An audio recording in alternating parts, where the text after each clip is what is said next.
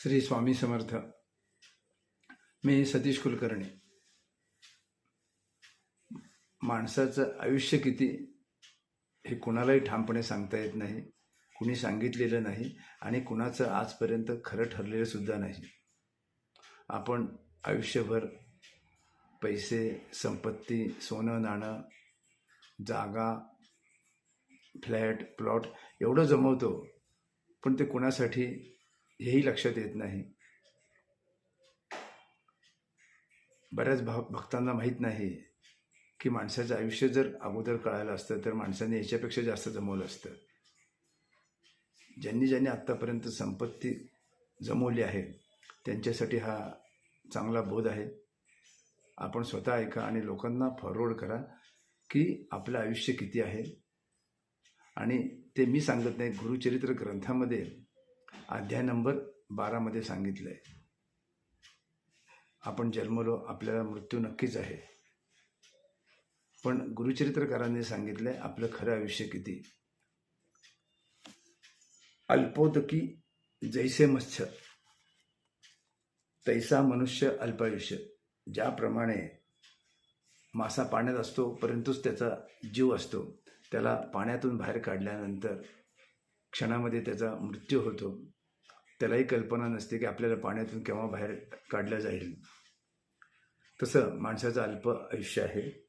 जोवरी प्राण सुरस धर्म करावा परियसी. जोपर्यंत आपला जीव आहे तोपर्यंत चांगलं कर्म करावं. पर्जन्य पडता वृक्षावरी उदकर आहे पर्णाग्री.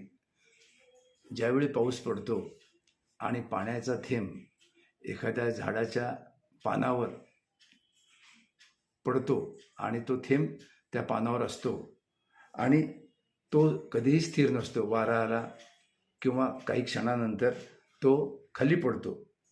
पर्जन्य पडता वृक्षावरी उदकर आहे पर्णाग्री. स्थिर नव्हे निर्धारी सवेची पडे भूमीवरी. कोणत्याही क्षणी तो जमिनीवर पानावरचा थेंब पडू शकतो.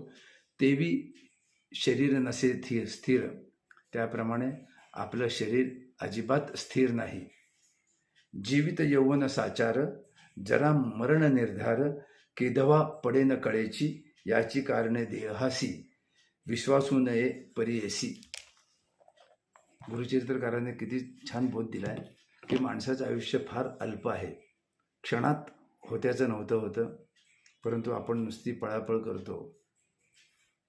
पानावर पडलेला थेंब कोणत्याही क्षणी जमिनीवर पडू शकतो. तसंच आपला मृत्यू केव्हाही होऊ शकतो. लोक याचा काही विचार करत नाहीत. दिवस रात्र नुसतं पैशाच्या मागे लागलेले आहेत. दिवस रात्र मत्सर, द्वेष, स्वतःला त्रास, इतरांना त्रास.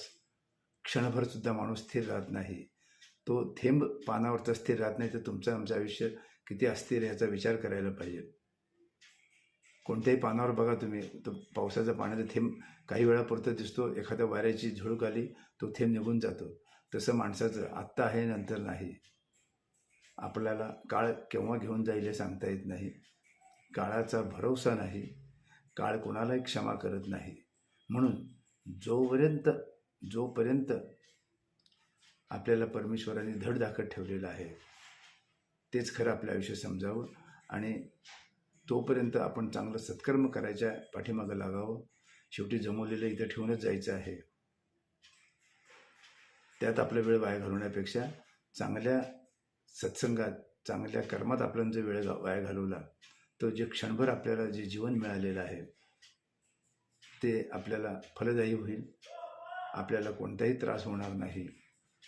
गुरुचरित्र अध्याय 12 सुरुवातीपासून 1-2 पाना भरपूर जन्म मृत्यूबद्दल सांगितलेलं आहे.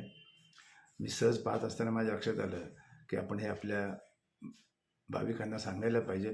अजून बऱ्याच गोष्टी गुरुचरित्रामध्ये आहे.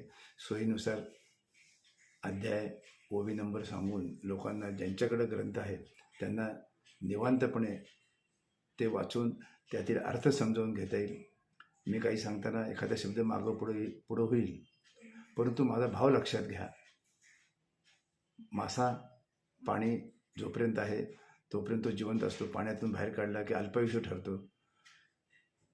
पावसाचा पाण्याचा थेंब पानावर पडला, वारा आला, थेंब पडला, तसं आपलं आयुष्य अगदी क्षणभंगूर आहे. या क्षणभंगूर जीवनामध्येच आपल्याला बरंच काही करता येईल.